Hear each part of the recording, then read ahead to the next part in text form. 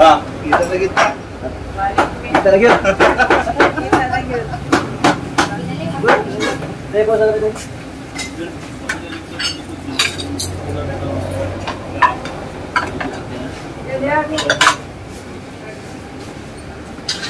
Gusto mo opening? Hindi kayo. Ha? Juara mi kapag ito tikto yun. Okay, si Mrs. Postman. Reliever man to. Ah, okay. Yeah. Pag-abot na ako, speak ko nga. Kaya na ni. Yung reliever po, di man available. Yung eskwela man to, sa tao. Kung...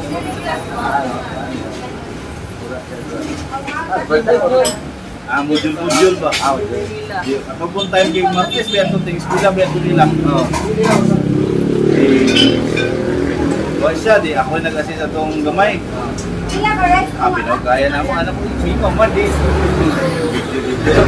Hirap pa, pinag-video ko, mingaw man. Dito na may kibala-balahan na kahapon na.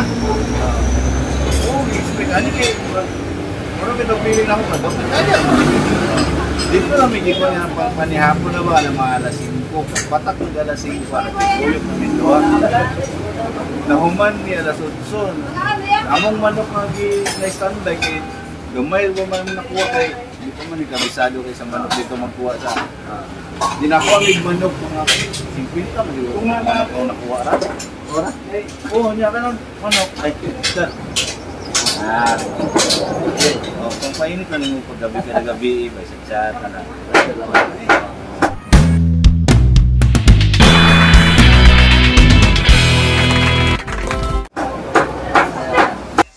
Hello guys, good morning po sa inyong lahat.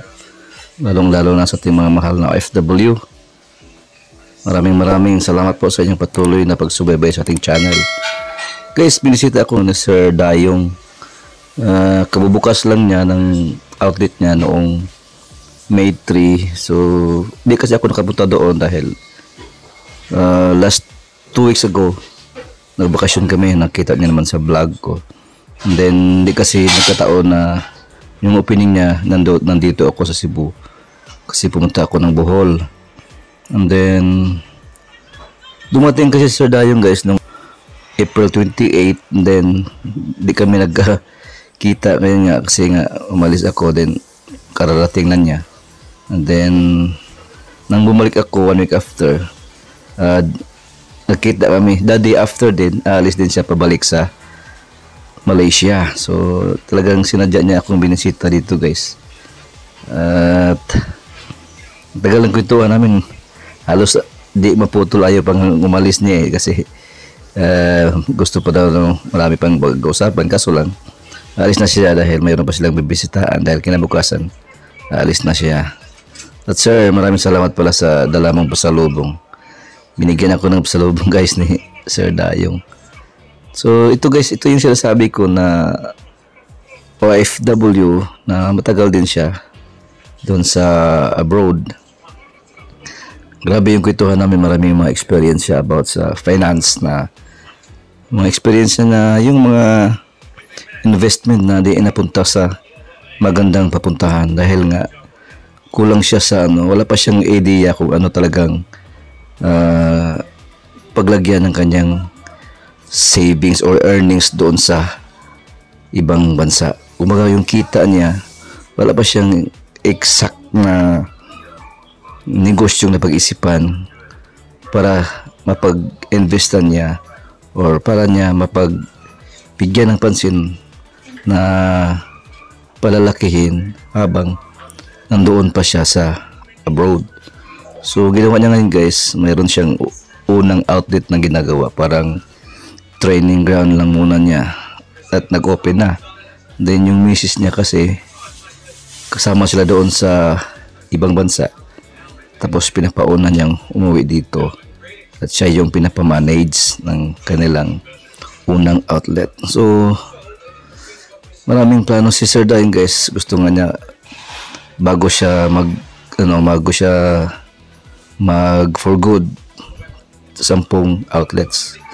So napakagandang plano. Then kasi by next daw na kontrata nila ay dito na sa Pilipinas, kasi yung ano nila, yung napasukan niyang kumpanya ay parang mga contractor ng ano guys, yung mga train, yung mga release, basta something like that. Basta matagal yung napag-usapan namin, and then meron din siyang mga experience guys na hindi maganda, yung katulad ng mga investment na mga, di ba, uso yan sa mga instant balik daw, yung mag-invest ka din how many months babalik agad. So naka-experience din silang ganyan, and then sabi nga niya mas maganda ito ngayon kasi totoong negosyo na pasukan niya, at kahit na hindi ganong kabilis, at least totoong negosyo yung pinagsimulan. So sa mga kapatid natin na mga OFW, tama po, share ko lang sa inyo yung mga, mayroon kasi ngayong mga klase-klaseng mga negosyo online na parang mabighani sa bilis ng balik ng pera. Kaya katulad ng mga Ponzi scheme, even ako minsan ay napag-isip ng ganyan, kasi hindi din tayo pauli sa mga online. Mayroon kasi mga marami dyan nag-o-offer na yung invest mo babalik agad in 3 months. So actually it is too good to be true, at minsan nga kung meron kang kunting pera na natutulog lang sa bangko, parang gusto mong i-gamble para lang magkaroon ng kita, pero it's too risky dahil nga it's too good to be true. Kung magtaon, ubos pera mo dahil nilalamon sa mga Ponzi scheme. Yung tawag niyan guys, Ponzi scheme. Kaya mag-ingat tayo sa mga investment online. Siguruhin natin na yung pag-investa nating pera ay may pupuntahan, yung mga legit na negosyo. Huwag na kayong maniwala sa mga negosyo na ang bilis bumalik ng pera. Kahit naman, sino ba sila na magkaroon ng negosyong ganyan na ang bilis, napakabilis ng balik? Hindi po ganun ang legit na negosyo guys. Pag papawisan natin, paglaanan natin ng oras, paglaanan natin ng panahon, yung finances na kailang magrabe. Basta-basta pag-iisipan natin mabuti na huwag basta-basta pumatol sa mga ganyan para hindi tayo mabiktima. Si Sir Dayong ay mayroong kinuwento niya guys na biktima din siya. So at least yun na ang magiging leksyon. So hindi naman yun lahat. Yung minsan guys, yung mga failures natin ay kasama yan sa ating tagumpay. So dahil sa mga failures natin, natututo tayo, bumangon tayo, at yun na ang magiging nagpa-fuel sa ating kumbaga, kung tayo'y natutumba dahil sa mga failures na yon, bumangon tayo at lalaban pa. Dahil pag tayo'y hindi babangon, talo tayo. Kaya sabi nga ni Sir Dayong, maraming salamat sa nakita niya ako dito sa channel. So open pa po tayo guys, reminders lang sa mga OFW, napakarami pa po, napakalaki pa po ng Pilipinas, marami pa po tayong gustong maabot. So hindi na po kailangan na ako pang pupunta doon. Kung kayo nakita nyo itong videos na ito, kung saan man kayong parte ng Pinas, welcome po tayo sa ating partnership business.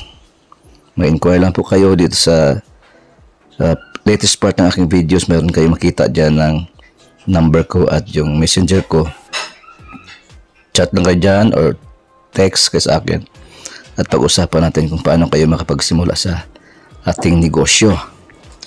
Actually, alam nyo ba na halos lahat dito nagsimula ng negosyo natin ay karamihan mga OFW, mga nag-for good, mga retiree dati ng mga companies na sumapi sa atin, nakipag-partner. So actually marami na po natulungan natin sa ating negosyo.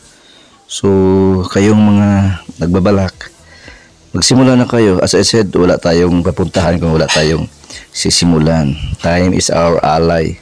Simulan nyo na para pagdating ng panahon, mayroon na kayong titingnan pabalik. Dahil kung wala kayong sinisimulan, wala tayong titingnan kung kailan kayo nagsimula. Bagong lahat guys, shout out pala at congratulations po sa opening ni Mang Goki's Lechon House dyan sa Fortune Village, Alihis, Barangay Alihis, Bacolod City guys. Opening na po ni Sir Mang Goki. Isa pong OFW guys na nag-start na ngayon. Ating subscribers na ating tinutulungan kung paano magsimula. Kumuha siya sa atin ng griller, pati ng ating panimpla. So yung mga gustong makatikim sa ating lechon manok dyan sa Bacolod City, bandang Bacolod, hahanapin nyo lang ang ating partner dyan, si Mang Goki Lechon House dyan sa Barangay Alihis, Fortune Village, Bacolod City. At this week I think ay mag-open na rin ang ating partner dyan sa Dumaguete. Walang ibang pinakamasarap dyan sa Dumaguete City na lechon manok, ang Kalami Lechon House. Abangan nyo yan guys, this week or next week mag-open na yan, Kalami Lechon House. Napakasarap din ng lechon dyan, so abangan nyo po. Okay, so i-share ko lang sa inyo guys yung setup ng mga lechon house, kasi lahat sa inyo po ay alam nyo naman na yung setup natin ay hindi po tayo franchise. So depende yan sa inyo kung anong gustong design, anong kaganda ang inyong gagawing lechon house. Pakita ko sa inyo ang ginagawa ni Sir Dayong guys. Napakaganda ng kanyang setup, mas maganda pa sa atin. Tinalo pa yung outlet natin sa outlet ni Sir Dayong. So yun ang sinasabi ko, yung outlet natin ay model lang. Mayroon tayong sistema, mayroon tayong mga paraan kung paano patakbuhin ang ating business.